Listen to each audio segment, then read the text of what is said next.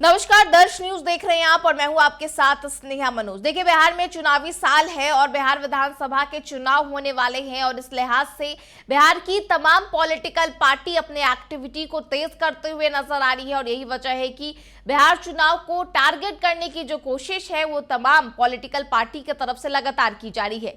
लेकिन इन सबके बीच राहुल गांधी के तरफ से बिहार चुनाव को लेकर बड़ा बयान सामने आया है। उन्होंने साफ तौर पर कहा कि जिस तरीके से महाराष्ट्र के विधानसभा चुनाव में धांधली की गई थी उसी के तर्ज पर बिहार चुनाव में भी मैच फिक्सिंग की जाएगी। तो ये बड़ा आरोप राहुल गांधी के तरफ से बिहार चुनाव के पहले लगाया जा रहा है, जहां उन्होंने महाराष्ट्र विधानसभा चुनाव का जिक्र किया है और उनके तरफ से महाराष्ट्र विधानसभा के चुनाव में धांधली के आरोप लगाए गए हैं और उसी के तर्ज पर बिहार के विधानसभा चुनाव को लेकर भी उनके तरफ से बड़ी बात कही गई है।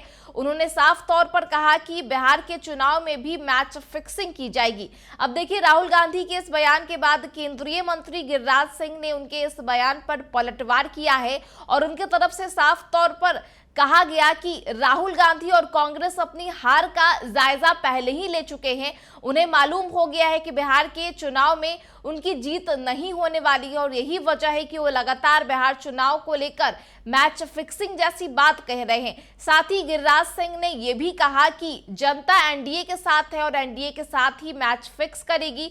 साथ ही साथ गिरिराज सिंह राहुल गांधी पर पलटवार करते हुए नजर आ रहे। उनके तरफ से कहा गया कि अगर वो गांधी परिवार के नहीं होते तो राजनीति में वो खड़े भी नहीं रह पाते।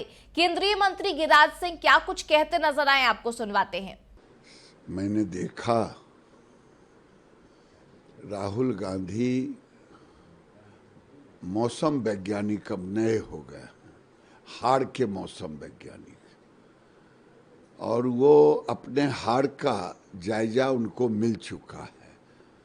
जनता एनडीए के साथ है तो मैच फिक्स भी जनता के साथ है। जनता आज एनडीए के साथ इसलिए है, हर गांव में सड़क है, बिजली है, स्वास्थ्य है, हर सेक्टर में सरकार काम कर रही है और जनता एनडीए के साथ है। राहुल गांधी को ये पता चल गया है, इसीलिए ऐसी भाषा बोल रहे हैं। डर गया सो मर गया, वो मरे हुए व्यक्ति हैं। राजनीतिक दृष्टि से अब उनमें कोई जान नहीं। बार बार ये बोल रहे हैं कि ट्रम्प, राहुल गांधी जी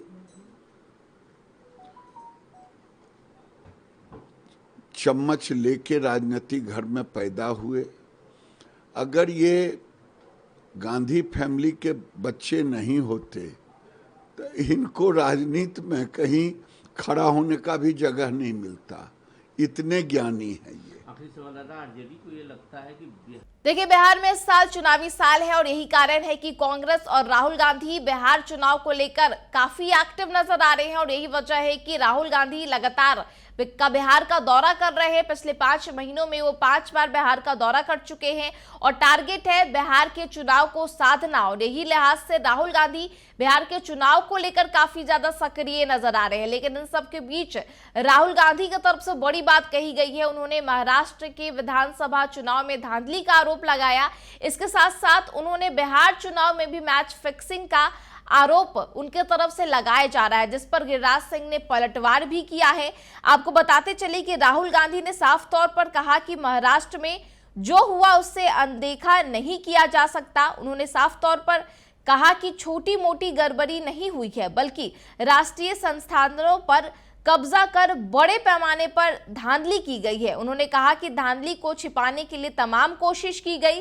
राहुल ने 5 चरणों में चुनाव में हेराफेरी करने का दावा किया है। साथ ही साथ उन्होंने कहा कि चुनाव आयोग की नियुक्ति के लिए पैनल में धांधली की गई। फर्जी मतदाता जोड़ने के लिए मतदाताओं को मतदाता सूची में शामिल किया गया। साथ ही चुनाव के दौरान फर्जी वोटिंग कर मतदान प्रतिशत भी बढ़ा चढ़ाकर दिखाया गया। बीजेपी के लिए चुनिंदा जगहों पर फर्जी वोटिंग भी की गई, फर्जीवाड़े के सबूत को छिपाने की भी कोशिश की गई। राहुल ने साफ तौर पर कहा कि बेईमानी करने वाला चुनाव जीत जाता है लेकिन लोकतंत्र कमजोर हो जाता है। महाराष्ट्र की तरह अब बिहार में भी फिक्सिंग का खेल खेला जाएगा।